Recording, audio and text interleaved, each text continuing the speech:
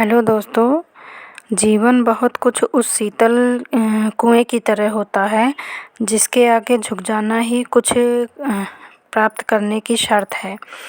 कुएं के सामने आप चाहें जितनी देर खड़े हो जाएंगे, मगर झुके बिना वह आपकी सेवा में समर्थ नहीं हो पाएगा। वह आपकी सेवा नहीं कर पाएगा, भले ही वह आपको तृप्त करने की पूर्ण क्षमता रखता है।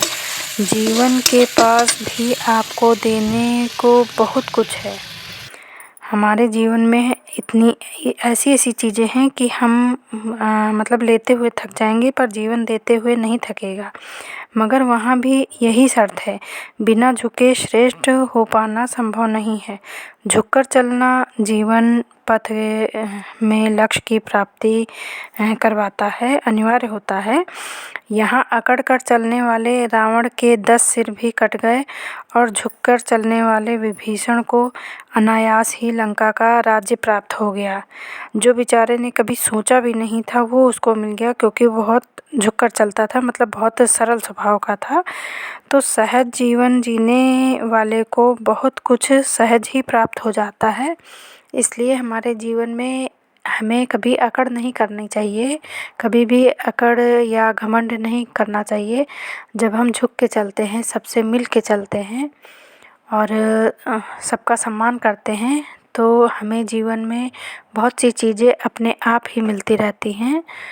तो हेलो दोस्तों, इन्हीं पॉजिटिव थॉट के साथ, इन्हीं अच्छे सुंदर विचारों के साथ शुरू करते हैं आज का ब्लॉग। एक तरफ ब्रेकफास्ट में मेरा फ्राइड राइस बन रहा है और दूसरी साइड मिक्स वेज बना रही हूँ, गाजर मटर आलू टमाटर गोभी वगैरह डाल के। रोज़ रोज़ यूज़ नहीं होती है तो थोड़ा सा गंदा हो जाता है, और कप में भी तेल चिकनाई उड़ती है, तो ग्लास कप जो यूज़ नहीं होता है उनको सबको मैं आज अच्छे से ये समझ लीजिए किचन की डीप क्लीनिंग करूँगी आज। देखिए जो कप साफ़ हैं वो ठीक है, वैसे तो मैं चेंज करती रहती हूँ, और देखिए नीचे वाले वो गंदे हो जाते हैं। वैसे तो चेंज करती रहती हूँ, देखिए नीचे से उठाया है तो भी साफ़ है, पर कुछ रह ही जाते हैं। जो बर्तन अभी धुले हैं उन्हें यूज़ नहीं करूँगी। और ये देखिए जब ज़्यादा बर्तन होते हैं तो फिर सब तक जब नहीं पहुंच पाते हैं तो नीचे वाले कुछ तेल चिकनाई में ख़राब हो ही जाते हैं, कितना भी धो के रखो। तो अब यहाँ पर मैं थोड़ा सा साबुन लगे कपड़े से साफ़ कर दूँगी। तेरे देखिए कितना काला काला उड़ जाता है, जबकि बाहर तो सब साफ़ ही कर रखा है।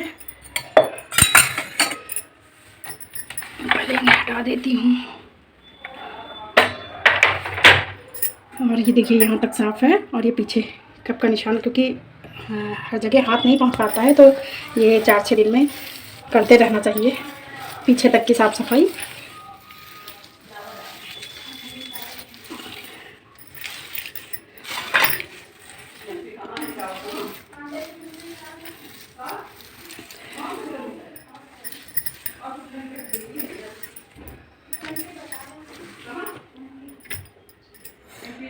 देखिए इतनी जगह कितनी शाइनिंग मारने लगी है प्लास्टिक।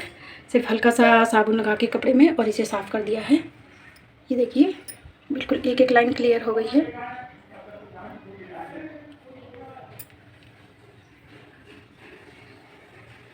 और अभी कपड़े सारे बर्तन धुल के और यहाँ लगा दूँगी।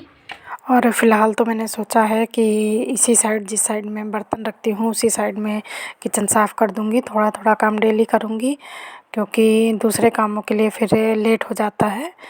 तो जब हम एक बजट बनाकर काम करते हैं, मतलब टाइम टेबल बनाकर काम करते हैं, तो हमारा काम भी आराम से हो जाता है और हमको थकान भी नहीं लगती है, सारे काम भी हो जाते हैं। क्योंकि लगभग आधे काम तो डेली के बंधे बंधाए होते हैं, रोज़ का वही खाना पीना झाड़ू पोछा हेलो बर्तन, फ्रेंड्स, आज ये तो किचन बने की ही डीप रहते हैं। क्लीनिंग कर रही हूँ, क्योंकि थोड़ा सा मौसम सही हो गया है तो थोड़ा सा अपना किचन विचन चमका लूँ। तो ये देखिए सब हटा के मैंने सारी चीज़ें और ये प्लास्टिक साफ़ की है, और अभी थोड़ा सा यहाँ दीवारों में झाड़ू वगैरह मार के, वैसे तो जाला वाला देखिए कुछ नहीं है, पर थोड़ा सा धूल मिट्टी साफ़ हो जाएगी जब क्लीन कर ही रही हूँ। जब सारा सामान हटा ही दिया है तो फिर अच्छे से इसे साफ़ कर दूँ और फिर उसके बाद में बर्तन लगाऊँगी। देखिए अभी उस साइड जहाँ डब्बे वगैरह रखे हैं तो उसको बाद में करूँगी, पहले इधर का कर लूँ, सब साफ़ सफाई कर लूँ और उसके बाद फिर उधर करूँगी या फिर कल करूँगी, क्योंकि हो जाएगा तो आज ही कर दूँगी। क्योंकि सारा टाइम अगर एक में लग जाता है तो फिर एडिटिंग वगैरह में बहुत टाइम लग जाता है और दूसरे भी काम हो जाते हैं तो वो नहीं हो पाते हैं।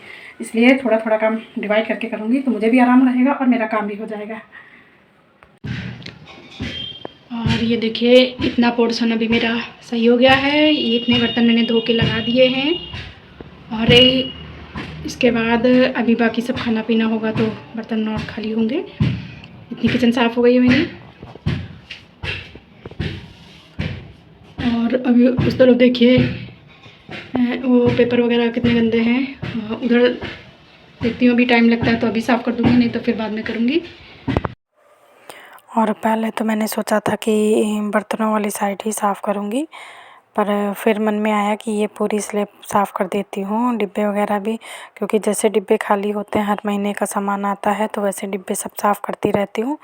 तो डिब्बे वगैरह सब साफ़ हैं, खाली पेपर वगैरह गंदे हैं। जो किचन में कुछ खाना पीना बनता है तो तेल वगैरह उड़ता है, तो इसलिए ये सोचा कि टालने से कोई फ़ायदा नहीं, लाओ लगे हाथ जब कर ही रहे हैं तो इसको भी साफ़ कर देते हैं। तो यहाँ पर मेरे डिब्बों की भी सफाई हो रही है और सबको वैसे तो सारे डिब्बे साफ़ हैं, फिर भी थोड़ा सा साबुन वाले कपड़े से इसको अच्छे से साफ़ कर दूँगी तो जो हल्की फुल्की जो चिकनाहट होती है वो भी हट जाएगी, एकदम साफ़ हो जाएगी। और 2 कपड़े बना रखे हैं, एक से साबुन वाले कपड़े से साफ़ करूँगी और दूसरा सूखे कपड़े साफ़ कपड़े से, तो ये पूरा साफ़ हो जाएगा।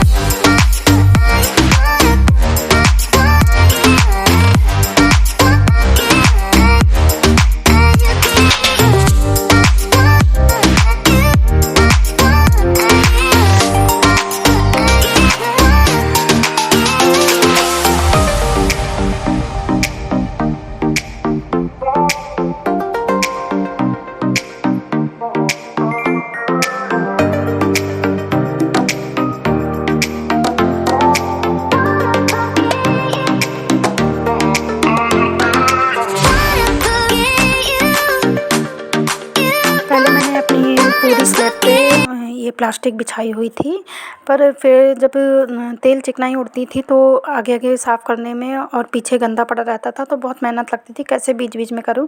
फिर मैंने उसे काट कर हटा दिया और मैं मतलब डिब्बों के नीचे पेपर लगाना पसंद करती हूँ कि हफ्ता 15 दिन में आप डिब्बे तो अक्सर साफ़ ही बने रहते हैं, मतलब अगर हम जैसे सामान आता है खाली होते हैं वैसे अगर धुलते रहते हैं तो डिब्बे ज़्यादा जल्दी नहीं साफ़ करने पड़ते। देखिए मेरी ये भी किचन, मतलब ये किचन का ये पार्ट भी बिल्कुल साफ़ सुथरा हो गया है, कितना ऑर्गेनाइज्ड लग रहा है और क्लीन लग रहा है। बहुत अच्छी सी फीलिंग आती है मन में जब हम किचन या कोई भी चीज़ अपने मन से साफ़ कर लेते हैं। और छत पर मम्मी राशन फटक रही हैं, कुछ चावल वावल, तो उसकी देखिए सूप चलाने की भी आवाज़ आ रही है। और अगर आज का ब्लॉग अच्छा लगे तो प्लीज़ लाइक कीजिएगा, शेयर कीजिएगा एंड अगर नहीं है तो सब्सक्राइब कर लीजिएगा। प्लीज़ बहुत सपोर्ट की ज़रूरत है और वीडियो देखने के लिए और सब्सक्राइब करने के लिए थैंक यू। फिर मिलेंगे, बाय बाय।